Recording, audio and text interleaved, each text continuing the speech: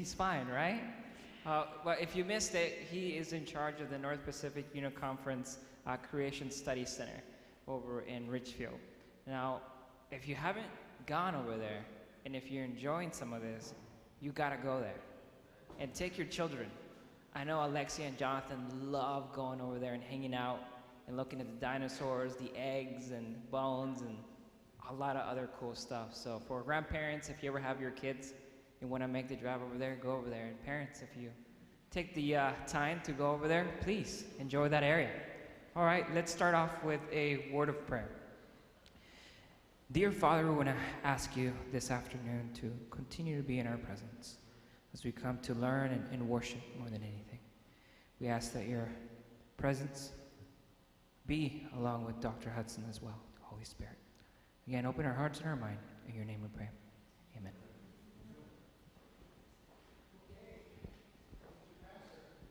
Are we on? Hello, testing. Good. Can you hear me okay? All right. His wife, Christina, can probably organize any sort of tour that you want to do at the museum, because she knows. She's been through there a few times. All right. Good afternoon. Are you awake? That was a nice lunch. I hope I don't see you. I don't see you. Thank you. If our eyes closed, it's because we're praying. We're not seeing, we're praying, church. Oh, what a spiritual church. I just appreciate that. Yeah, that'd be good. All right, here we go. Well, let's take a look at dinosaurs and dragons. Did you know that the Bible actually mentions a dragon, okay? So the great dragon was cast out, that serpent of old called the devil and the Satan, who deceives the whole world. Now, when you think of the word dragon, what's the image that pops up? Fire, yeah, red and pointy, huh? Something like this. Isn't that your image of dragon? Well, guess what? That's your image of dragon. But that's not necessarily the original intent of the word dragon. The word dragon simply means, and drakon in Greek, simply means large reptile. Now, the image of that is more medieval, okay, of a few hundred years ago. But prior to that, when John was writing dragon in the Bible, it just meant large reptile. Now, remember that, because that's important at the end. Okay, let's keep going. So, I'm going to give you a modern history of dinosaurs. And I love that subtitle so well, I gave myself a little smiley face, because I just think modern history of dinosaurs. That's pretty cool. So anyway, here we go. Okay, when I'm talking to kids, I said, don't you want to be a scientist? That's a scientist there. That's a dude. Look at the hair. Robert Plot, in 1676, they found a bone in England, and he wrote a scientific paper on the bone. And he's head of the chemistry department at Oxford, and he had a bone not unlike this one right here, about the same size and shape, wrote a paper, and he was not aware of dinosaurs at the time in 1676, so he thought it was from what animal? Take a guess. It's England. What? An elephant is correct. Thought it was from a Roman-era elephant, and that's a good guess. That's a very good guess. But no, it was wrong. Scientists every once in a while get something wrong. But anyway, it was a good guess. Okay, let's keep going. Let's go to Massachusetts, well, actually Connecticut, Massachusetts area. 1836, a pastor was pastoring a small town in Connecticut, and he noticed by the side of the road that there were footprints in the rock, and sure looked like giant birds. So, like ostriches, and this is what the footprints look like. And again, he thought, okay, there used to be ostriches in Connecticut. Well, again, he didn't know about dinosaurs. Those were dinosaur footprints. And here's a similar dinosaur footprint from actually about the same part of America. So they found thousands of these in the Massachusetts, Connecticut area. All right, again, probably about a 6 foot tall or so dinosaur. Let's keep going. But again, they don't know about dinosaurs. Over in England, about the same time, in early 1800s, a physician and his wife found a bunch of small pieces of bone, also a tooth, very interesting tooth. They showed it to some friends in England, and they said, you know, can you tell us what this is? And one of them finally says, well, I'll tell you what it looks like, but it can't be that. Well, what does it look like? Looks like a little iguana's tooth. Problem is, it's 20 times too big. So 20 times too big, and that began with, they found a few more bones, the discovery of the iguanodon, iguana tooth. And the iguanodon, that's the first, that's kind of an archaic drawing, isn't it? That's the first drawing of anything that basically was a dinosaur, written back in the middle 1800s. They found more bones, and now they think the dinosaur looked more like that. But anyway, let's keep going. If you'd never heard of Charles Darwin, if Charles Darwin hadn't existed in England, this would have been the most famous 19th century British scientist. Richard Owen actually set up the British Museum, and he was an anatomist by specialty, and they were finding some big bones, and he coined a term that they still use today, putting Dinosaurus together, and came up with dinosaur, Dinosauria. Now, I'd like to point out, and this guy was a Christian. I kind of like to sort of point that out, that a Christian came up with the name dinosaur, but it means awesome lizard. Now, if you look at the old description of the terms, it says terrible lizard, but terrible in those days meant awesome today. So, anyway, awesome lizard. But of all the discoveries, they're starting to get aware of these big creatures. This, in my opinion, was probably the most important development in the revealing of dinosaurs to the world. Dr. Joseph Leidy was a scientist in Philadelphia, and he had a science institute, like a museum in downtown Philadelphia. He heard about a woman over in New Jersey that had a backyard where they're finding big bones. So he asked her, can I dig up your bones and bring them over to our museum and set them up? She said, sure. So he did. He assembled them. He did not have a skull, so he made a skull out of paper mache and put it on top, and put it on display and called it a Hadrosaur. Now, 1858, Philadelphia. Folks, this is the world's first display of a dinosaur skeleton. And you might think of all the museums today, there's no museum that's worth its salt that doesn't have a dinosaur skeleton. This is the first one.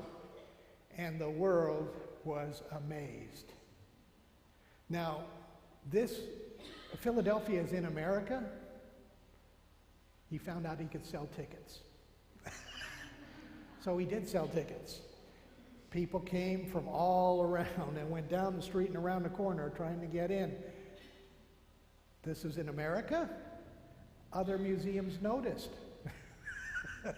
We want to sell tickets too. So all of a sudden there was a mad dash to find these big dinosaurs, these big skeletons out in the field. And so dinosaur hunters were making the news and all the things they were finding out. Now, I want you to think for just a moment about the timing of this. Middle 1800s, what else is going on in the world in the mid 1800s related to these questions? Charles Darwin, right? 1859. Also, they're finding in Germany at Solnhofen, I told you about the Solnhofen thing, they found the Archaeopteryx. The Archaeopteryx fossil looked like a half reptile, half bird skeleton. In Germany, in a valley called Neander, and in German, Neander Valley comes out Neanderthal. Neanderthal, in a cave there, they found some human bones. When they assembled those bones, the man that was assembled was bent over. They later found out he had rickets. But anyway, the image stuck, and all other Neanderthal skeletons since have been pretty well straight up and down. But anyway, the image was stuck. They drew a picture of a half gorilla, half man, bent over like this. Caveman was stuck, it caught. And so you're finding cavemen, you're finding dinosaurs, you have this theory of evolution going forward with power under Darwin. You're finding this Archaeopteryx, half bird, half reptile. Looks like this Darwin guy is onto something. There was a perfect storm for evolution catching on. Are you with me? The timing of all these things, bam, bam, bam, bam. And the world accepted it, as you know. Well, not everybody. But anyway, you understand. So, the other museums wanted one. Meanwhile, more dinosaurs are being discovered toward the end of the 19th century. They were finding more iguanodons in Europe. They're finding them in Belgium and putting them on display in their big museums. American dinosaurs are making the tour around Europe, and this is an American dinosaur, Diplodocus, that's on display in the Louvre in Paris. So the world is getting introduced to this whole world of large dinosaurs. Now, of course, in America, our National Museum at the Smithsonian, the Natural History Museum, has to have a quality dinosaur, so they finally put one display. They put it in 1905. There it is. It's called a Brontosaurus. Anybody know what Brontosaurus means? Saurus is lizard. Brontosaurus means thunder lizard. So the imagination was as it's walking down the hallway, thunder, boom, boom, right? Big, beautiful dinosaur. Okay, when it was on display in the Smithsonian, you had world experts come and admire it and say, this is a fabulous, this is a wonderful, are you sure about the head? Turned out they had the wrong head on that dinosaur. They had the head from another dinosaur and combined the two and called it a Brontosaurus. It was a Camarasaurus head on an Apatosaurus body, and some experts caught it. It was a little embarrassing for the National Museum, and they eventually corrected it. But to this day, Brontosaurus, to this day, if you find a dinosaur nerd, and there are lots of them out there, ask them the following question. So, do you think that there is such a thing as a Brontosaurus? They will have an opinion, trust me. Off they go. Anyway, so it's really a made-up animal. So this was the painting that was on the wall, or the artwork behind the Brontosaurus display in the Smithsonian, and it opened up to people coming saying, what kind of a world was that? What kind of a world where these giant creatures lived? It's hard to imagine, but you started to go back in time and think about this. Incidentally, when these were being found, what did creationists have to say? Because evolutionists came up to them and said something like this: okay, creationists, where are dinosaurs in the Bible? And we had two basic answers for a while. Number one was something like, I don't know. That was one answer. And the other answer was, I think the devil made those bones and put them in the ground to fool us. Okay, so something like that.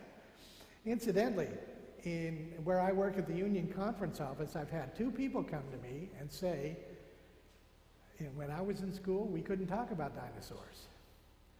So we've had some interesting, we'll talk about some of this as we get into it. Anyway, okay, yeah, well, there's the heads, all right. So now this is a Camarasaurus, and on a scale of 1 to 10 for the big guys, the big four-legged ones, it's probably about a 4 in size. So a little bit actually beneath the average size, but still pretty big, as you can tell. And for a while, the biggest bone I had was a lower leg bone, a fibula, from a sub-adult. Now you know what a sub-adult is? Yes, there's a sub-adult right there. When I first started talking about this, I'd tell people, I've got a couple of sub-adults at home. Anyway, but that's technically it. And that was so if it were a full adult, it'd be about another 50% bigger. But that was a pretty good sized bone. And now I've got a serious bone. This is a copy of it up here. This is a cast 19-pound replica of the 700-pound one that's at our museum.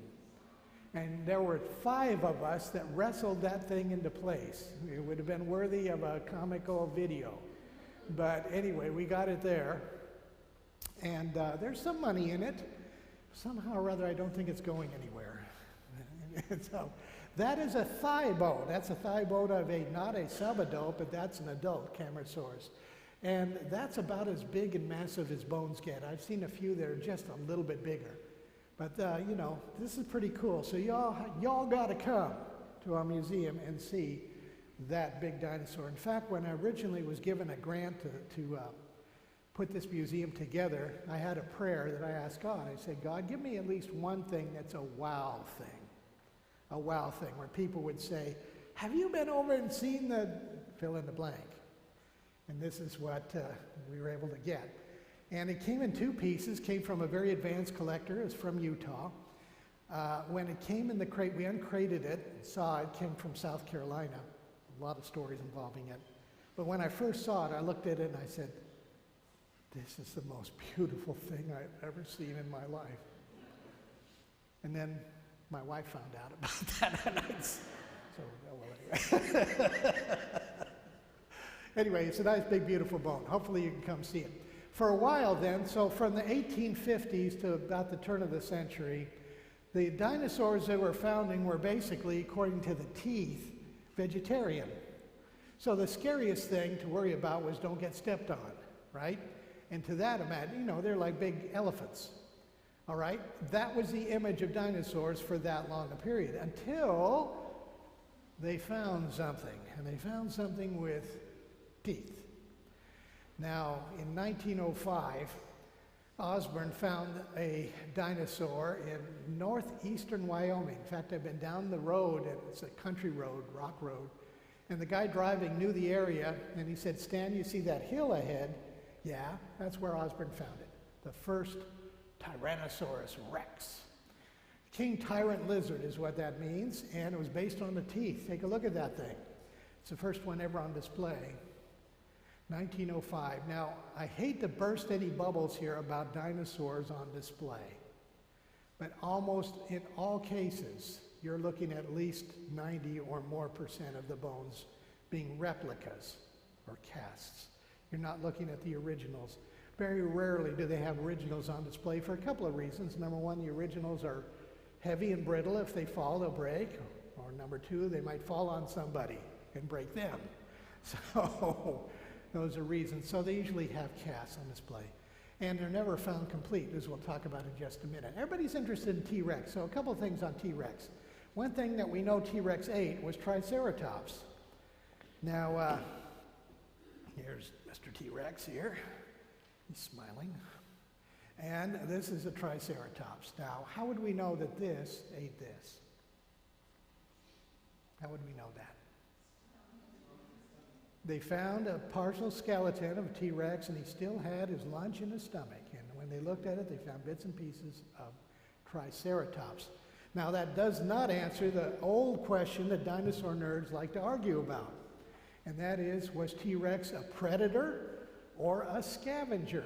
Could have eaten a Triceratops that was dead. So, why would this not make a good predator?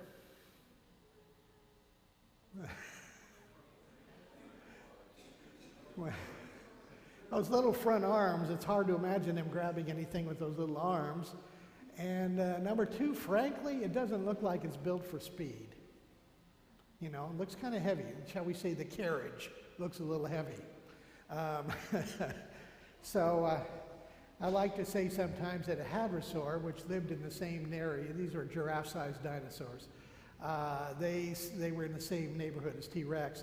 We think these could run 25 miles an hour. Oh yeah, how so? Because T-Rex could run 24 miles an hour. Okay. All right, anyway, let's go. Now take a look at this fossil that was found of a Triceratops and a T-Rex together.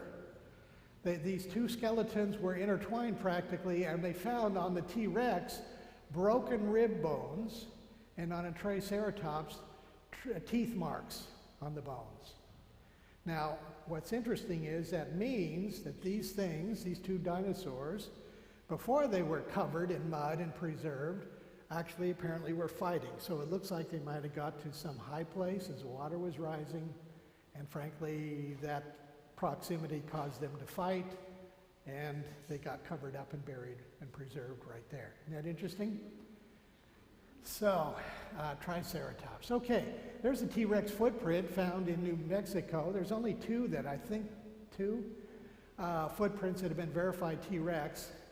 And look at how big. 33 inches long, 28 inches wide, and an impressive 9 inches deep. So that's a pretty heavy animal in the mud. Okay, now this T-Rex is on display in Hill City, South Dakota, and he's been affectionately named Stan. Now, that was named after the discoverer, not me. That T-Rex is a beautiful specimen, but actually when they found it, it became known as the most complete T-Rex skeleton ever found. And you know how much that was, percentage-wise? 40%.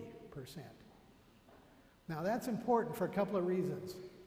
Number one, whenever you hear a discovery of a dinosaur fossil, and they usually say something like, "Oh wow, oh my goodness, does this ever fill it? Does this ever explain everything? Oh my goodness, it settles every issue we've ever had on evolution. This wonderful new dinosaur we've discovered." And usually, it's actually probably, you know how much you have to have of an animal to be technically a skeleton? 10%.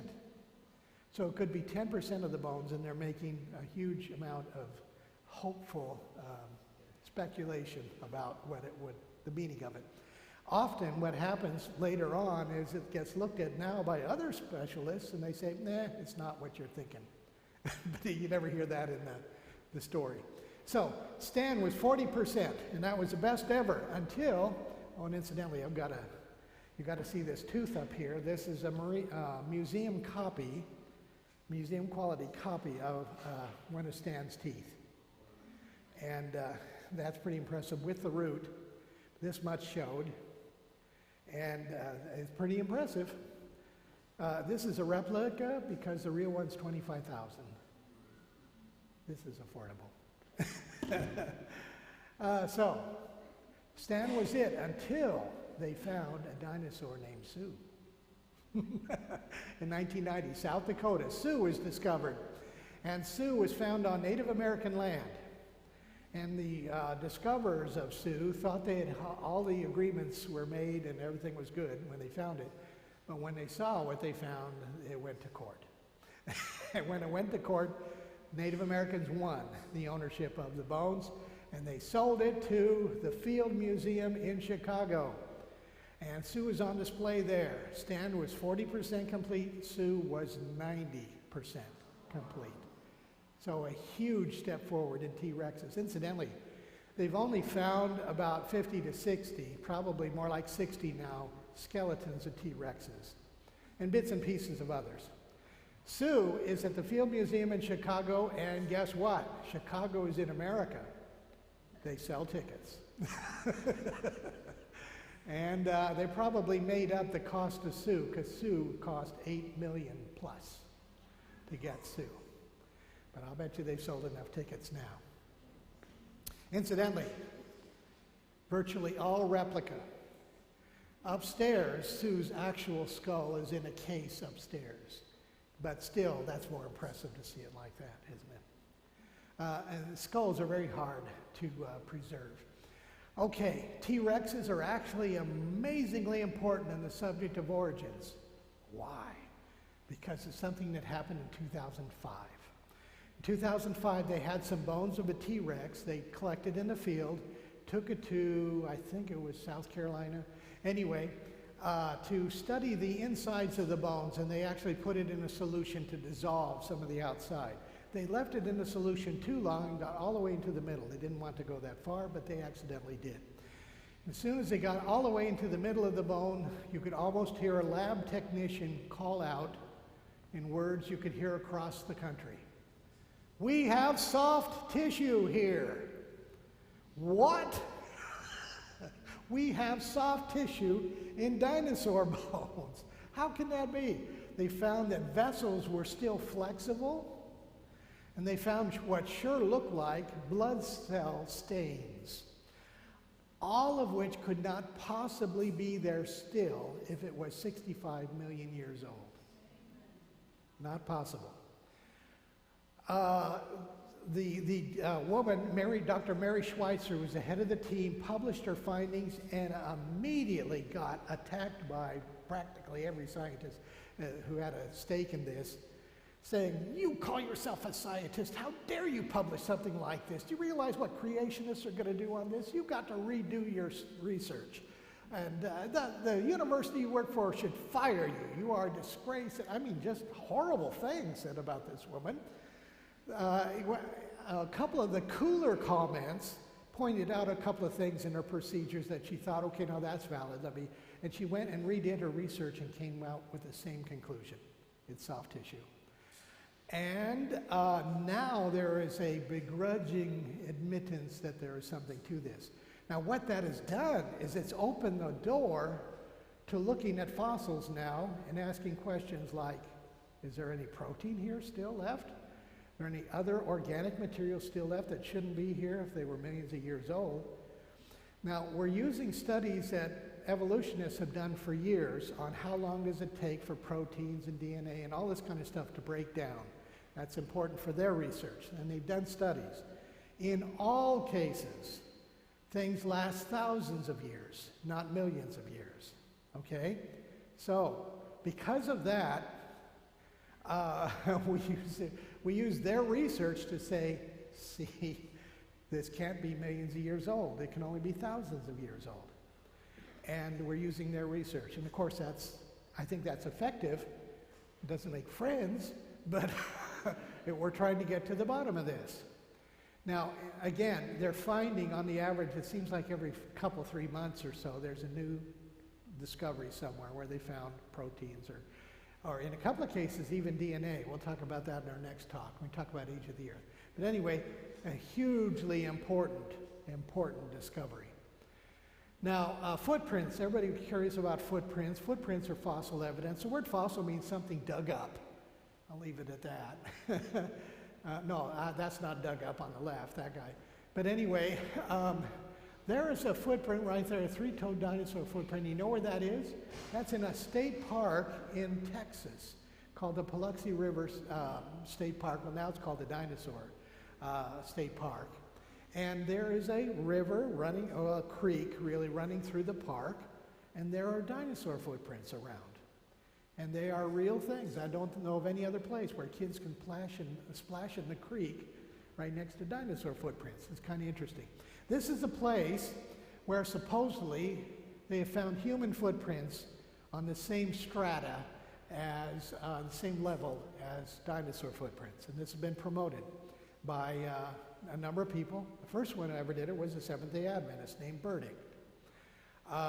This has been looked at very carefully. Now, we as creationists do believe that dinosaurs and humans occupied the same planet at the same time. Don't necessarily mean that they lived, you know, across the fence or near, but on the same planet. Now, these footprints you see, there's a guy up here to try to give you a sense of scale. See, aren't these kind of human-ish footprints? The problem is, some look like it, but every once in a while you see some that are clearly dinosaur footprints, in my opinion. So to me, the evidence is weak. I've looked at it very carefully. Very conservative creationists have looked at the evidence very closely, and I'd say 95% of them believe that the footprints are presented are either fakes or they are dinosaur footprints. And I'm going to leave it at that, although I know there may be some believers in here of other things. And that's fine. We can talk later. But I don't think these are human footprints.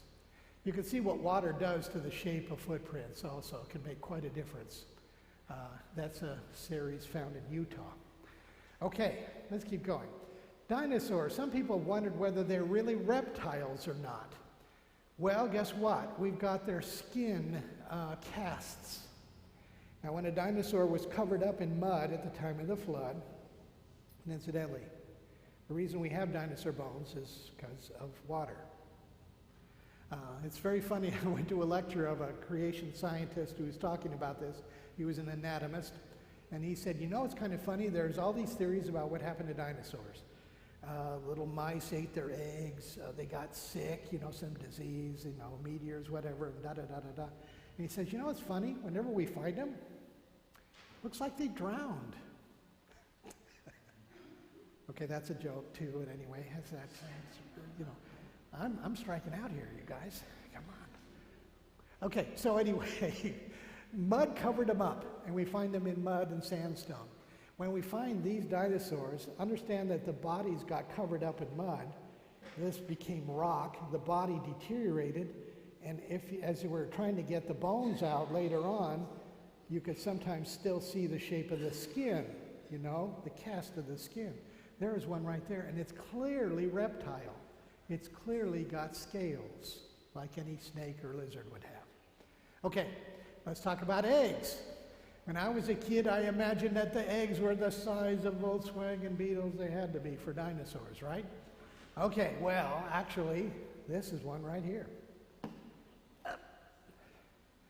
This is a dinosaur egg from China. It's been filled in. It's solid inside. Does it have bones in it? Only about 1 out of 10,000 maybe does. They almost never have bones. But anyway, the point that's interesting is this is as big as dinosaur eggs get. Raptor eggs are a little longer and narrower, but not much bigger. So that means that all of them, including the big guys, started small like that. And that's kind of interesting too. So anyway, there is a picture of one that did have bones in it, but that's extremely rare and extremely valuable. Now, if you have some summertime available to you next June, how would you like to go dig dinosaur bones? How cool would that be, right? Southwestern Adventist University actually takes volunteers on their annual dig site in northeastern Wyoming. Any age can do this. And this is about where it looks, where it is. And I mean it is a desolate area. Beautiful, but desolate. Not near any big towns, that's for sure. But there's a world-class dinosaur bone deposit here. It's on a ranch owned by a Christian family. And that Christian family's had it for 100 years. It is a dinosaur bone deposit that everybody knows about. But they didn't want evolutionary scientists to study the bones. They wanted a scientist to have access to them. So Southwestern providentially got involved. And every June, they go for the month of June. You can go and volunteer for 1 day or 30 days, any in between, and sign up. And there's a minimal charge for camp fee kind of thing, which includes your meals. It's like 20-something a day or something like that.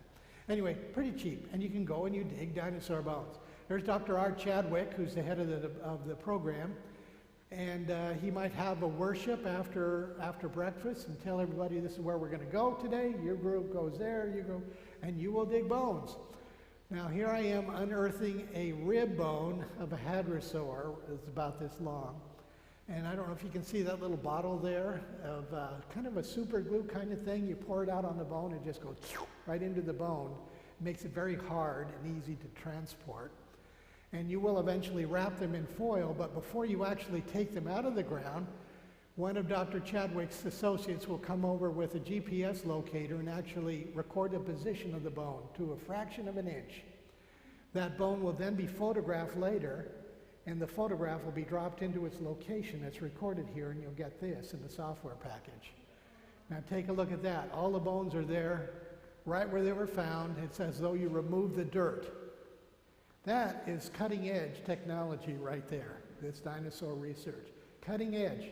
In fact, you can see this on their website, and you can turn it 3D. You can see the layers like this. It's just amazing. Really cool. So appreciate the work they're doing there. Take a look at those bones. Almost all those bones are from a hadrosaur, giraffe-sized dinosaur. Okay? Take a look. There's a few other bits and pieces of other things, but mostly that. Take a look and tell me what you don't see in the picture. Don't see skulls because skulls are the first things to break. Thin, boned, very fragile. What else? Okay, nothing is together. These are all disarticulated bones. We don't have any leg bone to the hip bone thing going on here. So, what's going on? How did these bones get here? And I actually asked Dr. Chadwick, I said, you can see this 2-foot layer in different places in the area. Have you surveyed here? Have you surveyed there? Yeah, we have. Similar bone density? Yes. I said, wow. Have you done any number crunching? Yes. We think that we're looking at the remains of up to 10,000 hadrosaurs here. 10,000 giraffe-sized dinosaurs. Okay, what could do that? And let me tell you, there's only one thing that can do this. And so I'll give you the sort of graphic image of what had to happen to these dinosaurs. A couple of things when you look at the bones. Number one, you could tell by the surface of the bones that they've not been exposed to air very much, because air will do something to the surface of the bones that you can tell. Secondly, the edge of the bones have some wear on them, like they were rolled, and that makes sense. It's in a 2-foot thick layer of kind of a mudstone, very fine grit sandstone. Okay, here's what happened to these things, and this is the only way that you can explain it. Whatever killed these dinosaurs, however they died, their bones were not in the air for long. Instead, what appears is their bodies were rolled, and probably for miles, rolled and rolled and rolled and rolled, so much so that the bodies fell apart, the skulls broke into pieces, and eventually all these bones ended up in some kind of a basin and got covered up and preserved. Does that make sense? That's the only thing that could explain this. And now what does that sound to you like? Like one of the parts of the actions of the flood. So anyway, it's just amazing. So you can be involved in this. You can go next June. The thing that's kind of a killer on this is they won't let you keep what you find. That's not fair.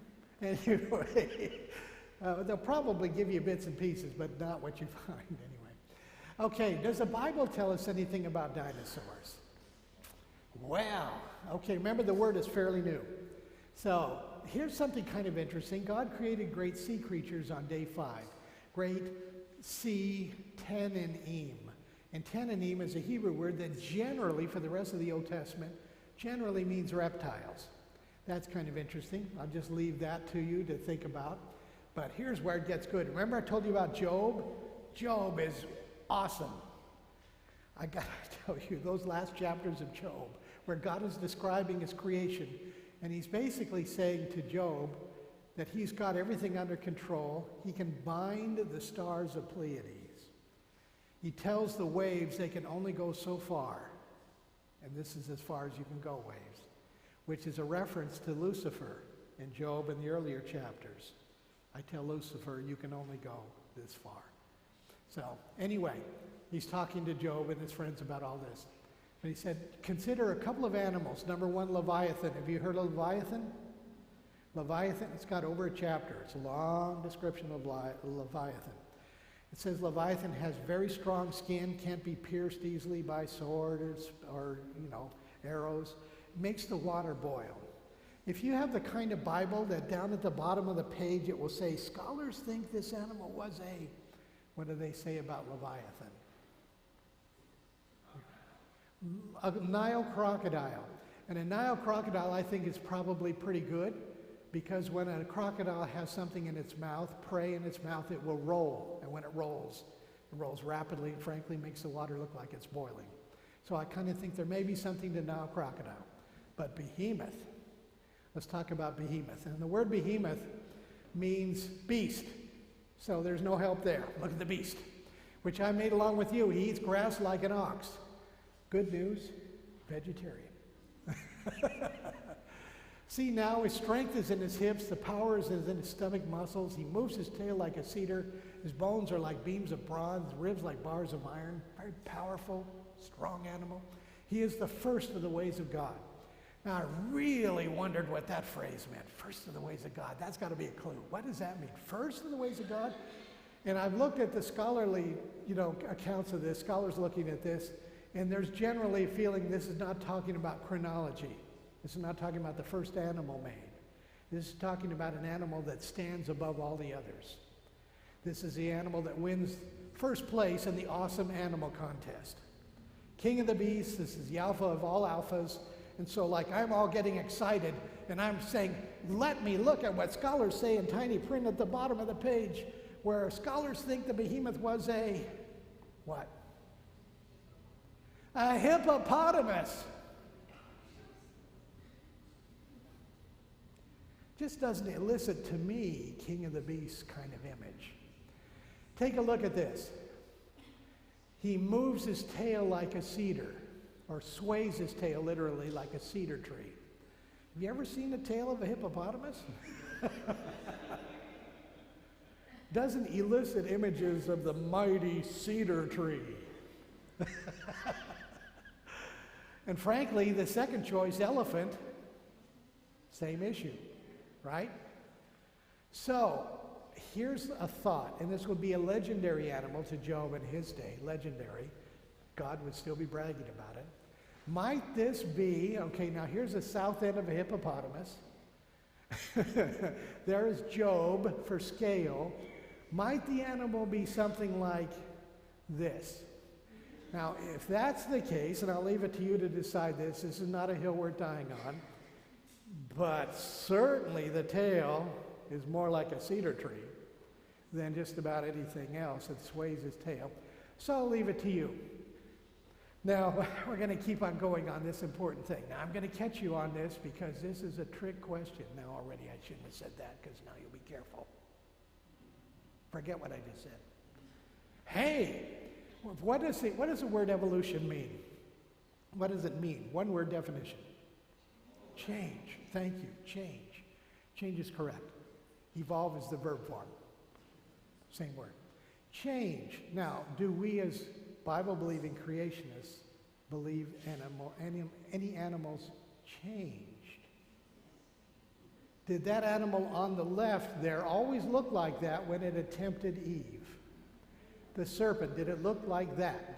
Did Eve say, oh, look, a snake, and I'm going to go run over to the tree? Or was it, in fact, something beautiful? And Jewish tradition is very strong on this. It thinks that they think it was something that flew. And we kind of think that might be a good guess, too. An animal that flew. Something beautiful and something that had wings. It was in a tree. Okay, now, the next question is going to be based on how you think about this. You're going to have to unscrew your head for a minute. Okay, can you do that? What I want you to do is unscrew your heads because you're all Greeks. You're all Greeks and you don't realize it, but you're all Western-thinking Greeks, and this will not help you with this issue. So unscrew your heads for a minute and screw on your Hebrew head so you can think like a Hebrew, and I'll wait while you do that. Okay. Because to think like the Hebrew is important for the following subject: blessings and cursings. If you are a Greek and you bless somebody, you're basically saying, have a nice day. Oh, bless you. Have a nice day. Or if you're cursing somebody, they just cut you off in traffic. And you have some words to say about that. But to a Hebrew, blessings and cursings was substantial, was tangible. A blessing just improved something tangibly. It was now better than what it was. If it was cursed, it was now taken down a couple levels, and it is less than what it used to be. Are you with me? Do this. You're with me. That's important because God says to this animal, right? Jesus knew this when he said to the disciples, when you go to a new city, new town, and you stay with somebody, then let your blessing be on this house. Let your, what is it? It wasn't blessing. It was meant to be, basically meant to be a blessing. Let your blessing be on this house. But if that house proves unworthy, and basically they're not accepting the gospel, they don't want you around, then you leave, but you take that blessing back. So there was a tangible improvement to that house because God was blessing it. Okay, so God says to the serpent, you are cursed more than all cattle. You will now no longer be the beautiful animal you were before. You will not be the tempting sort of thing you were that drew Eve to you. In fact, you're going to be something that Eve will walk away from, run away from. You are now going to change a couple of steps down below what you used to be. In fact, all animals are affected by the curse of sin. You just got it the most. You are cursed more than all cattle. On your belly you shall go, and you shall eat dust. The other animals, cattle, are also cursed, but not as much. All of us feel the effect of sin. Amen? We're all less than what God had created Adam and Eve to be. And certainly the devil got it the heaviest. Now the earth also was corrupt before God. The earth was filled with violence. God looked upon the earth, indeed it was corrupt. All flesh had corrupted their way on the earth, and God said to Noah, the end of all flesh has come before me. This includes the animals and maybe dinosaurs, because animals started to look at each other as lunch, right? Looked like food. And suddenly animals fought. But there's something else that's even more interesting to this. Have you ever seen an ankylosaur? A picture of an ankylosaur. Some of the kids here got the name correct when they saw this. Incidentally, when I do talks with kids in classes and schools, there's invariably one kid that knows the name of every single dinosaur. You know, start shooting them off as I, like, so I'll look at the teacher and the teacher will go. Okay, Ankylosaur, look at this guy. Look at that picture. He looks like he's a tank on 4 legs. He's got spikes coming out of his back. He's got armor-plated head. He's got a tail that's a club. That's clearly a weapon of some kind. This thing looks like it was living in a combat-oriented world. This does not look an animal to me that would be waddling through the Garden of Eden. Okay, let's keep going. Take a look at this. So you got Stegosaurus, and you've got the bony plates on the back. You've got spikes on its tail that can whip around. You got Pachycephalosaurus. Take a look at that. That basically means bonehead. Pachycephalosaurus could run into things with very thick skulls and very hard protrusions on the skull. Take a look at this guy. This guy's a nodosaur. They just found him about a year or 2 ago in Canada and put him on display. Beautifully preserved. It's probably the size of one of these tables, not a giant one. But anyway, look at it. Does it look like it's just a happy animal that's, you know, you wanted to pet and that? It looks like some of these animals, okay. Here's where I'm going to go with this. Okay, first of all, you have people living before the flood that might have had intellects larger than we sometimes think. Developed intellects could do things. The first buildings after the flood seem to be remarkably, architecturally and engineering and everything, superior intellects. Okay. Did they know much about biology? Did they know much about breeding? Could they mix animals? The old word for mixing is amalgamation. Could they make new animals by mixing them and breeding them? If so, if I had an intellect that could do that, what would I want to make? If I'm only in a world of violence and I'm thinking only evil continually, and I'm looking at the most fantastic line of animals ever made, might I look at them and say, what can I make these into? What kind of pit bulls can I create? What kind of animals can I build for warfare, for sport in arena, for hunting? What kind of animals can I create? And I'm just wondering if what we're looking at in a handful of kinds of dinosaurs, not the vast majority, but a handful of these that sure seem like they were ready to go in terms of fighting. I wonder if some of these are the result of that. It's just a thought, and I'll leave it to you to decide if that's a possibility. Okay, let's keep going. Incidentally, sharp teeth, to an evolutionist, the sharp teeth always means meat eater. And it's actually canine. Oh, I love this. He's smiling. Look at that. Hey, hi, how you doing? Take a look at these canine teeth right here. These canine teeth will always tell an evolutionary scientist that these things ate meat. However, that's a panda bear on the left. Now, if you point that out to a panda bear, to them about a panda bear, I just had this roll in. Who dropped this? It kind of caught me off guard. Oh, here's the happy owner right here. Okay, here we go. Okay, so if you show that panda bear to a scientist, they will say, okay, he used to be a predator. So can you see a panda bear chasing down something? You don't want to catch it to eat it. Anyway, I have my doubts. What does a panda bear eat? Bamboos. Eat anything else? No, it's all bamboo. And this is a grizzly bear. You'll never see more serious canines than on a grizzly bear. Grizzly bear is an omnivore. It eats anything. If fish is handy, they'll eat fish. But if fish is not available, it doesn't have to eat fish. So it can graze and do berries. So anyway, long teeth, sharp teeth does not necessarily mean that God originally created meat eaters. Just a thought. And take a look, speaking of teeth, I love this tooth. I've got this tooth up front here. This tooth here is from a Spinosaurus, which looks like this, kind of a crocodile with on steroids.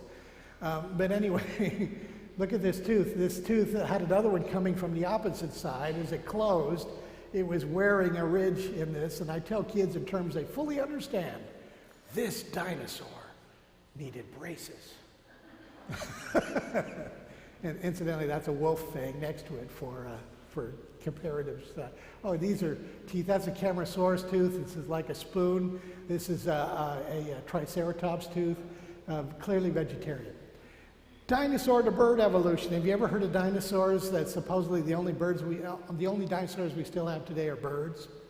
Because they are the descendants of dinosaurs. You ever heard that? Dinosaur to bird evolution, and very much they think this is slam dunk. If you talk to them about it, it's like, oh, please don't tell me you don't believe him.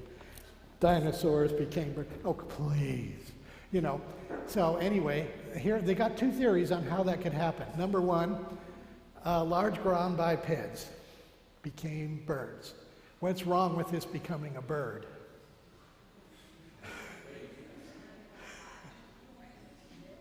I was hoping somebody'd say, what's right with it? There's nothing, you know, basically the smallest legs, arm, appendages, whatever, have got to become the biggest. So these little things have got to be far and away much larger. You got to lose the big tail, you got to lose much of the weight here, and the legs have got to become much smaller. Anyway, yeah. So they know there's problems there, right? So they got another theory too. They got a theory that literally they call small crocodiles from the trees. So here's the deal. Small crocodiles climbed up trees. They saw food out there. They jumped. They got the food. They were successful and made babies. No, that's it, because babies is everything. This is why we're here, folks. Seriously.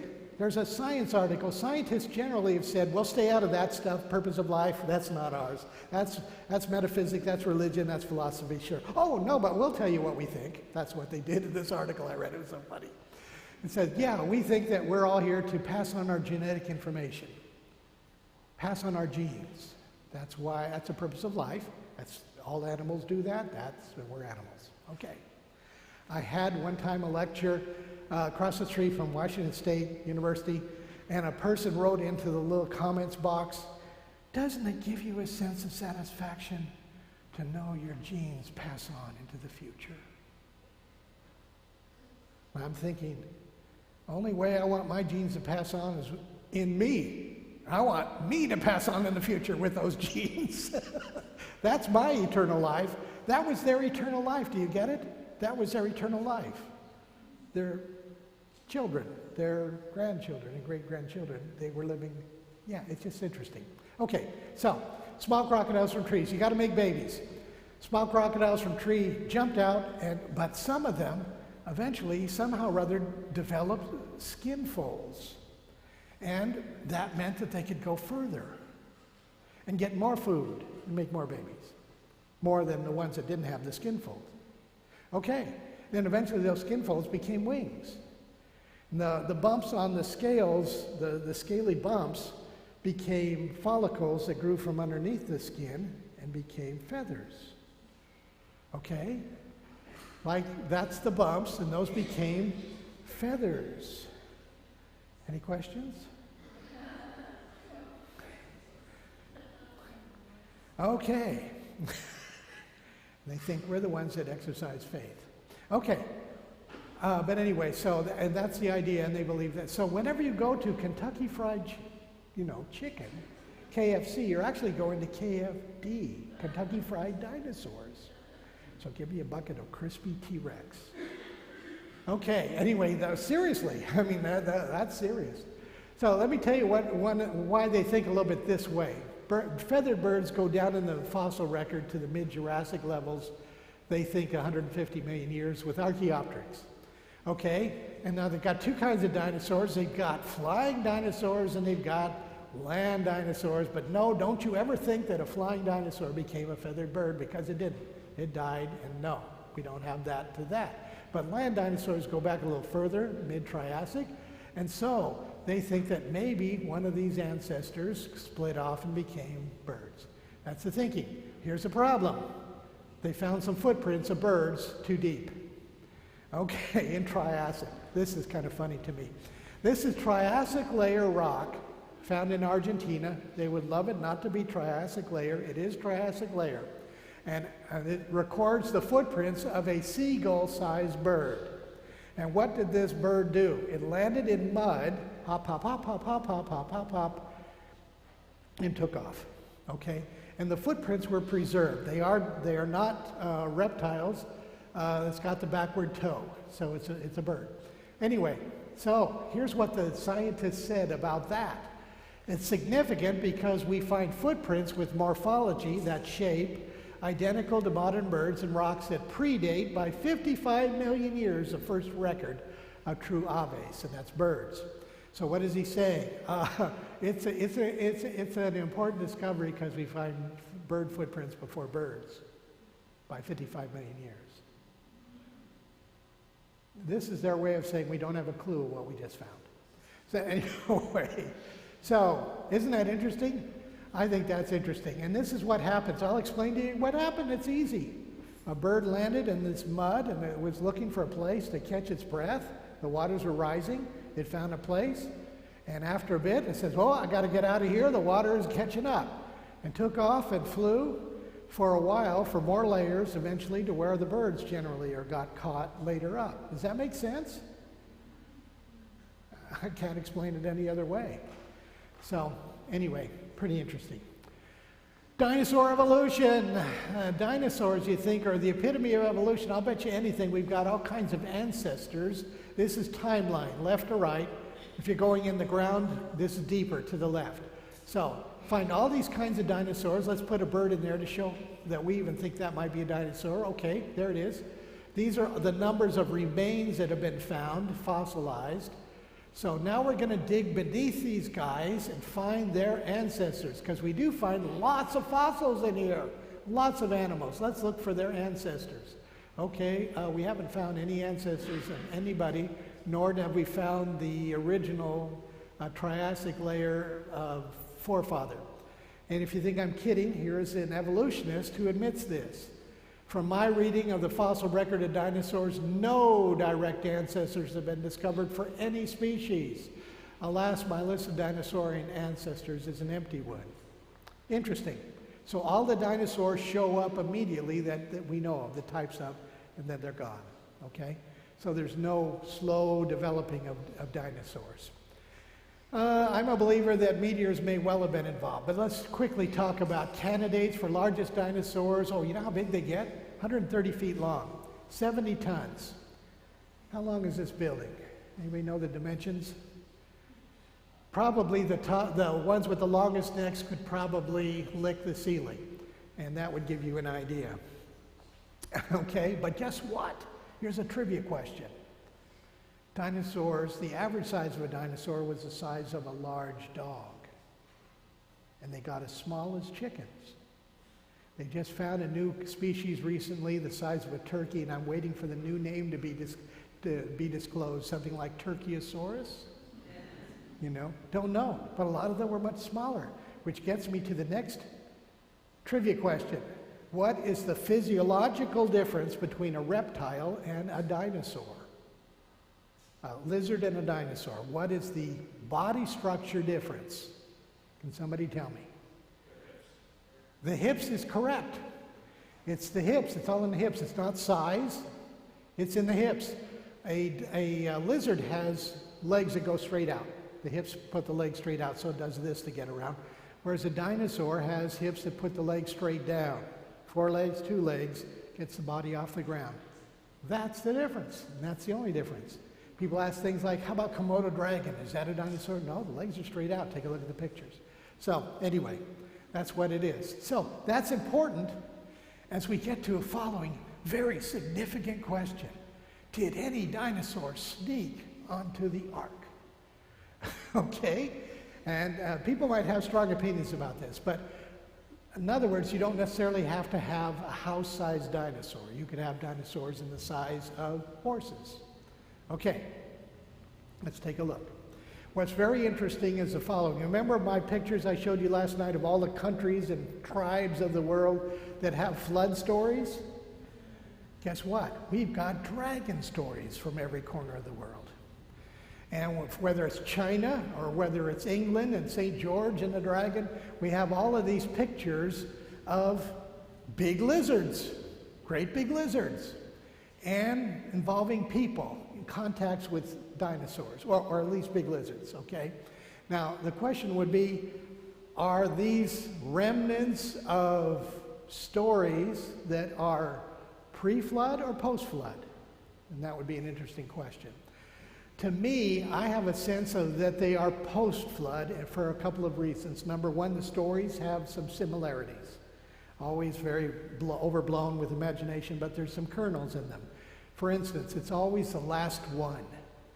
It's always the last one of it. There's never herds or flocks of them. It's like there's one. And people dispatch it, a hero, a knight, or a crowd or something, dispatch this dinosaur, or this dragon, excuse me, and it's done. There's no more. That's interesting. It sounds to me like the last remnants of them. I'll leave it to you to decide, because what does the word dragon mean? It means big reptile. I'm going to close here with this picture of a T-Rex. And we're going to put a scarier head on him. Ooh. And remind you of this text from Revelation. So the great dragon was cast out, that servant of old, called the devil and Satan, who deceives the whole world. Now, folks, here's something very interesting. Revelation 12 is just in front of Revelation 13. And then 13 is just in front of Revelation 14. Okay, 12, 13, and 14 work us into the last days, into the last messages of God to the world. And the devil is called a deceiver. Now remember, front and center of Revelation 14, 6 and 7 was worship God who creates. Meanwhile, you got the devil working the world also with a false message of maybe he didn't create. Okay? Think about that for a minute. And what image is he going to use, especially to convince the world to not believe the Bible? I'm going to switch a word right there that means big reptile for another word that means awesome lizard, and it's not too far off. I'm going to put that in there. So the great dinosaur was cast out, and uses the image of dinosaur, in my opinion, to deceive the world into thinking, when people see a dinosaur, they think, millions of years, not Genesis. Am I right? I think it's an effective single picture to try to get people to be deceived by the deceiver as to about where we came from. Any questions about dinosaurs? Maybe I should wait till the end of the second one? That would force them to have to stay for 2 talks. You like that, Pastor? Well, maybe I could deal with a dinosaur question or two. If you got a question about dinosaurs, let's go for it. Yeah.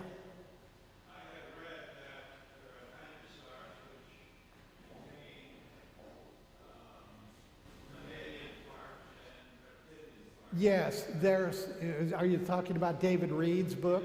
Okay, David Reed is an Adventist lawyer who's done a remarkable work, a huge volume like this. So we know right off that he's a lawyer. Anyway, it's lots of research, footnotes. But he's making the case that maybe dinosaurs were at least part warm-blooded and maybe parts of other mammals and so forth. And there is some suggestion that maybe some of that is true. I don't personally go as far as he does on our belief of dinosaurs. I think dinosaurs, frankly, what does the devil like to do? Likes to mess up the best things God has ever done. Messes up marriage, messes up Sabbath, messes up, I think, the most incredible line of animals God made, and messes them up. So I think that's what he likes to do. Anyway, any other questions? Here. Do you feel the Cambrian age, the Jurassic age, do you believe in that? I mean, no, as a separate millions of years thing, no, I don't. I believe that was just simply the order of being covered up. Because again, it's sedimentary rock. Yeah, in the back. And then here. Sir? Any dinosaurs discovered on the continent of Africa? I'm going to say something. Are you African? Yes, sir. Okay. What country? Zimbabwe. Zimbabwe. Okay. I'm going to suggest to you something. I hope it's not a little bit of a slam on African thinking, but here you go. I hear about Mokalemembe. Have you ever heard of Mokalemembe? This is supposedly a dinosaur in Africa that some tribal people feel lived near a river. I think what's happened, because they haven't found any solid evidence. But here's what happens. An American group goes there, or a Western group goes there, and they show them a picture book to the natives. Do you have any of these animals? And they show like lions. Oh yeah, we've got those. How about this? Giraffes. Yeah, we got those. And then they show an American buffalo. Oh, we don't know what that is. Then they show them a dinosaur. Says, oh, Mokulamembe, come on, we'll go show you where it is for a certain price. Then they go, they find some flattened grass where some big animal or something laid. They might find a little footprint or two that looks kind of interesting, but no Mokulamembe. And I kind of think that the stories that have been generated out of Africa have been from some very intelligent people looking at gullible Americans who had money. Do you follow what I'm saying? So I've not seen any solid evidence of it. I've seen instead stories that seem to be generated by some entrepreneurs in Africa. Knowing. My question is actually double. It's a double question. Okay. Is that so? Why are we finding dinosaurs? Any explanation? They seem to be more concentrated in certain continents. That's what I was asking. They seem to be more concentrated. Because if they were there, they should have been found irrespective of do the people want to get paid or not. They should still have been found. They are concentrated in certain areas in terms of the deposits of the bones, you mean? Yes. The fossils? Oh yeah, no, there's some places. You've got to have, did they find dinosaurs in Oregon or Washington? No, they really don't. You've got to have the right layers, and they would have to be Jurassic and Cretaceous layers. So Africa has plenty of those. You know where mostly? Northern Africa, Morocco, and up there. There's huge deposits there. Remember I told you I'm going to Tucson? I'm going to Tucson. Anyway, there are tons of Moroccan dealers there with ready to sell to us. Anyway, on dinosaur bones and things. Anyone else? Question? Oh, yeah, right here. Yes. Yes, ma'am. So on the pictures, there's dinosaurs in different colors and stripes. Yes. And how do you know? I mean, Don't. They did find one dinosaur that had enough of the skin area preserved to where they could tell it had coloring, but they couldn't tell what color, but it had the kind of pigment. The assumptions are that they're reptiles, and some of the most colorfully decorated animals in the world God has made are reptiles, so maybe. So we don't know. That's all. Artist rendering.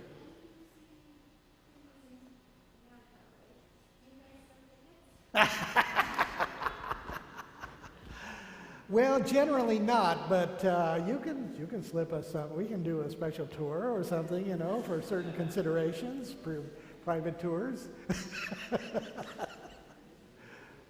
Always looking for donations. Yes. I have read that many years ago in Siberia, they actually found buried creatures there that the meat was actually edible. Yes, yes.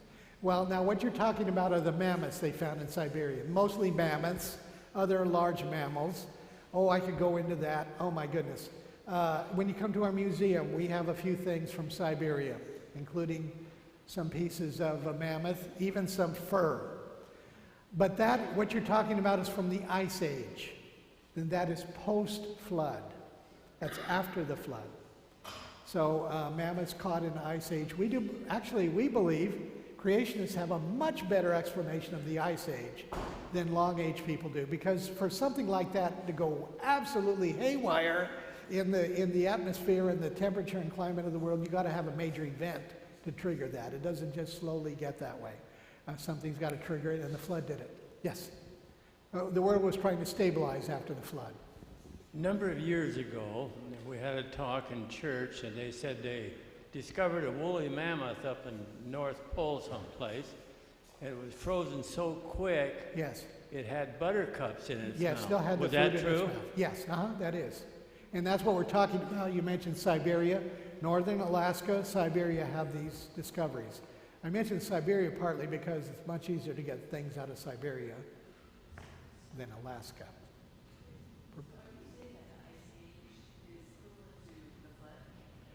It's a response to the flood. The planet basically responding, okay, in a nutshell, volcanic action.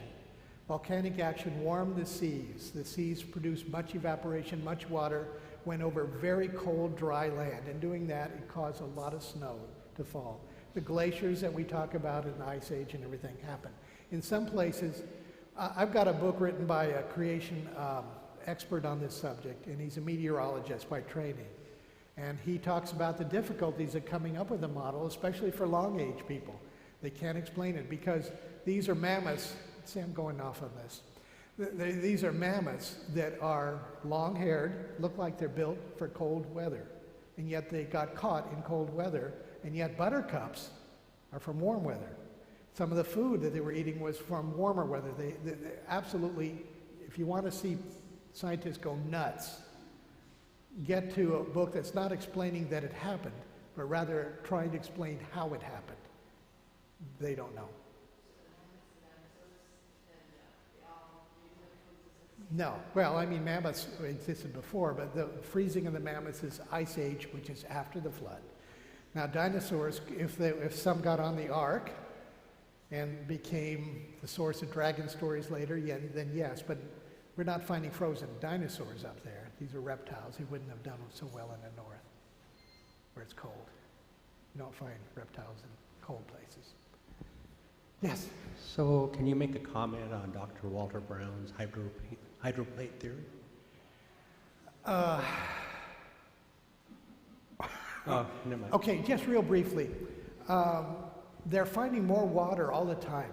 They're finding water in very, very, very, very deep areas. And they don't know why, but they are finding it there. And so much so that they have forever thought that the continents were rolling on lava and molten rock. Now they're beginning to wonder if maybe water is more of a major player in the movement of continents. I'll leave it at that, but that's basically it. Yeah, and I think there's something to that. That makes sense. Incidentally, how do you get Mount Everest 6 miles up in the air? You don't get it with India doing this to Asia. No, you get India doing this to Asia, and that's how you get something. So whatever the continents did, it's really interesting, but it was very powerful. Yes? So what is used to take a skull, bones, whatever, you have a dinosaur body that you found, but you want to add muscles and skin to it? How do the artists looking at the bear skulls that you had, the grizzly bear and the panda bear, I mean, they look very different in real life when they're alive, but with the skull, it looks fairly similar, but the face is totally different. Dr. Elaine Kennedy, has anybody here ever heard of Dr. Elaine Kennedy? She was a scientist in the creation area, the Adventist Church, for a number of years. She is the one that wrote the book, for at least in the Adventist circles, on dinosaurs. And in her book, she refused to have any illustration of dinosaurs with skin on them, because she felt that they were all very sketchy, shall we say, in the imagination of the artist far more than the bones would. So she only had bones in there, which I thought was, made it a little more boring, frankly. It would have been more interesting. But in terms of how do they reconstruct it, is that what you're asking? Obviously, they're going a little bit by modern reptiles and some of the structures and what they look like, without skin and with skin. So I don't know if they're far off. I don't know. I'll tell you where there is a lot of play from the artist to the bone is human ancestry. And the bones that they think are somewhat ape-like, and they make them exactly what they want them to look like, and that is part human, part ape. And the bone structure does not necessarily lend it to that. Artists have a lot of room in that area. And they know it too, and there's stories about them complaining about it. This is just the artist doing it. They talk about that. Yes? Anybody else? Well then, shall we have a break? What do you think? Yes? I hear some yeses. What? Short. Can you do short? You guys can't do short. 3-4 minutes? We'll see. I'll give you 5. Go. Go ahead.